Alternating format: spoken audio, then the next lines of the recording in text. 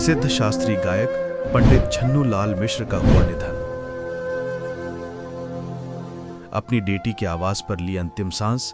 केबी college की professor नम्रता मिश्रा ने बताया कि आज सुबह पिताजी का निधन हो गया। सुबह 4:15 बजे यही हमारे निवास स्थान गंगा दर्शन कॉलोनी मिर्जापुर में उन्होंने अंतिम सांसें ली हैं। श्री छन्नू लाल मिश्र, आप हमेशा जीवित हैं सबके दिल और धड़कन में। छन्नू लाल का पीएम मोदी से रहा खास कनेक्शन। बता दें कि पंडित छन्नू लाल का पीएम मोदी से खास कनेक्शन था। वो चुनाव के लिए पीएम मोदी ने प्रस्तावक रह चुके हैं। साल 2014 लोकसभा चुनाव में पीएम मोदी ने जब वाराणसी से चुनाव लड़ा तो छन्नू लाल मिश्र उनके प्रस्तावक बने थे। पंडित छन्नू लाल को साल 2010 में यूपीए सरकार ने पद्म भूषण से सम्मानित किया था। वहीं यूपी की अखिलेश सरकार ने उनको यश भारती सम्मान से नवाजा था। आजमगढ़ में हुआ था जन्म। 3 अगस्त 1936 में आजमगढ़ के एक गांव में जन्मे पंडित छन्नू लाल मिश्र ने बनारस को अपनी कर्मभूमि बनाया था। वो बनारस घराने की गायकी के प्रमुख प्रतिनिधि थे। भारत सरकार ने उन्हें 2000 में संगीत नाटक अकादमी पुरस्कार, 2010 में पद्म भूषण और 2020 में पद्म विभूषण से सम्मानित कर चुकी है। 2014 में वो प्रधानमंत्री नरेंद्र मोदी के प्रस्तावक भी रहे थे। 2020 के बाद जब उनकी पत्नी का कोविड की वजह से देहांत हुआ था, उसके बाद घर में पारिवारिक कलह की वजह से उन्होंने बनारस छोड़ दिया और मिर्जापुर में अपनी बेटी के पास रहने लगे थे। शास्त्रीय गायन को बुलंदियों पर लेकर गए हैं। छन्नू लाल मिश्र हिंदुस्तानी शास्त्रीय संगीत को एक अलग लेवल पर लेकर गए हैं। इन्हें ख्याल, ठुमरी, भजन, दादरा, कजरी और चैती गायन के लिए जाना जाता है। छन्नू लाल को कला के क्षेत्र में दिए गए अपने योगदान के लिए भारत सरकार द्वारा सन 2020 में पद्म विभूषण से सम्मानित किया गया था।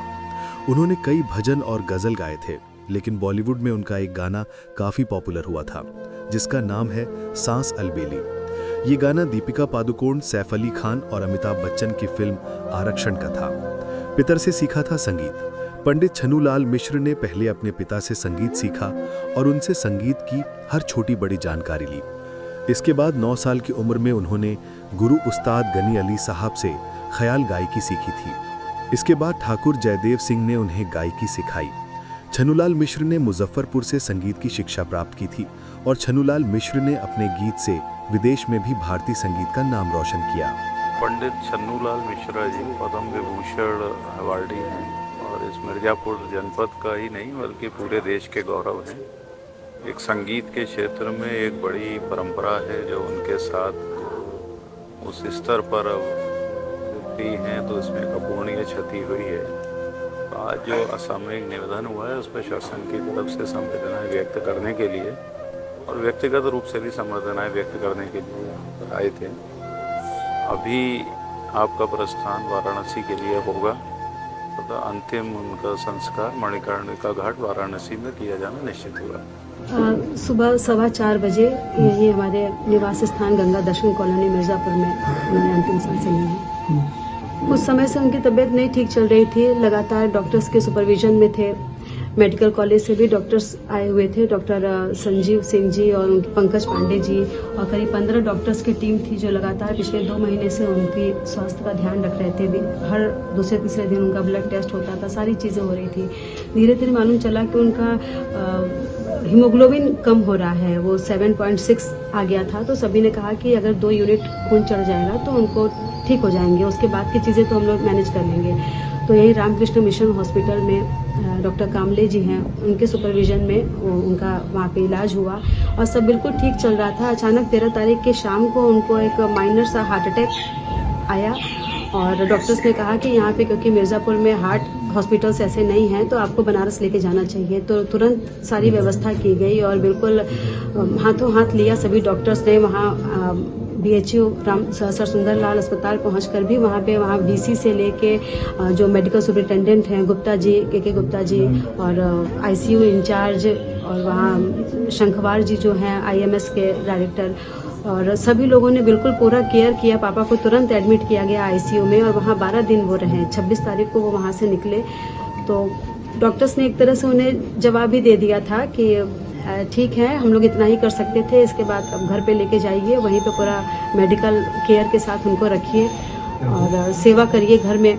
और उसके बाद हम लोग जब वापस आए तो लगा कि अभी सीधे घर लेके जाना ठीक नहीं है, तो एक बार हम लोग फिर से रामकृष्ण मिशन में गए और डॉक्टर कामले जी के अंडर में उनको फिर से 2 दिन के लिए रखा।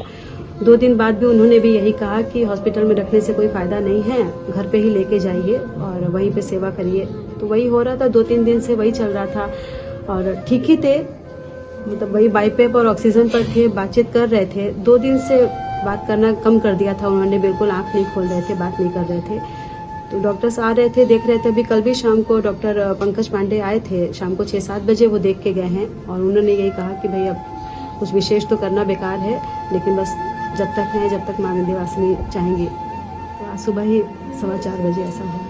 जैसा मैंने पहले बताया कि हमारा बहुत विस्तृत परिवार है, हमारा मिर्ज़ापुर का, बनारस का परिवार, पिताजी के शिष्यों का परिवार इतना बड़ा है कि उसमें हम जो ये 2-4 लोग रक्त संबंध वाला परिवार है, इसका बहुत ज़्यादा महत्व तो नहीं है, लेकिन फिर भी राम कुमार भैया सपरिवार आए थे, 1 दिन के लिए आए थे बनारस, पिताजी से मिल के गए। पिताजी के दोनों भाई लोग भी, विश्वनाथ चाचा जी और शिवजी चाचा जी भी आए थे और दोनों बहनें भी मेरी आई थी पिताजी से मिलने के लिए। यहाँ पर तो मेरे साथ अनीता उपाध्याय जी, जो मेरी बड़ी बहन है, वो यहाँ मेरे साथ भी आई थी और 1 महीने से वो हम लोग दोनों ही लोग हैं पिताजी के पास।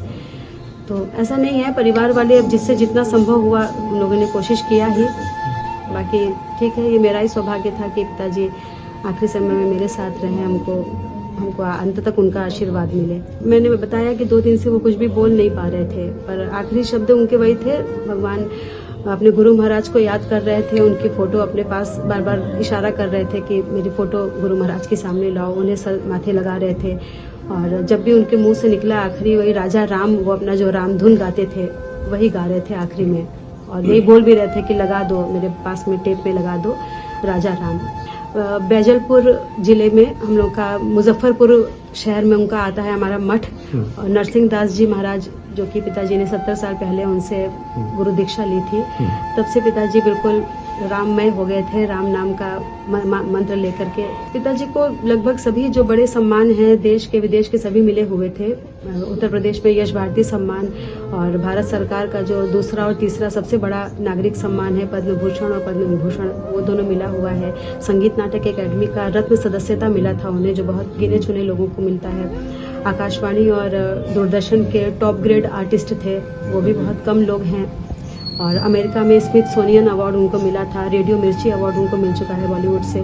तो अवार्डों की तो झड़ी थी, इतना तो याद नहीं है, पर मुख्य अवार्ड ये हैं। इसके अलावा मध्य प्रदेश के 2 विश्वविद्यालय जबलपुर और रीवा से उन्हें डिलिट की उपाधि भी मिली थी। काशी में ही होगा। अभी हम लोग 9-9:30 बजे तक मिर्ज़ापुर से निकलेंगे और अपने छोटी गैबी वाला जो सिद्धगिरी बाग में हम लोग का निवास है, वहीं पे उनको लेके रखेंगे अंतिम दर्शन के लिए काशी में। और शाम को 6-7 बजे तक राम कुमार भैया जब भी आ जाएंगे दिल्ली से, तब उनका अंतिम संस्कार मणिकर्णिका घाट पे होगा।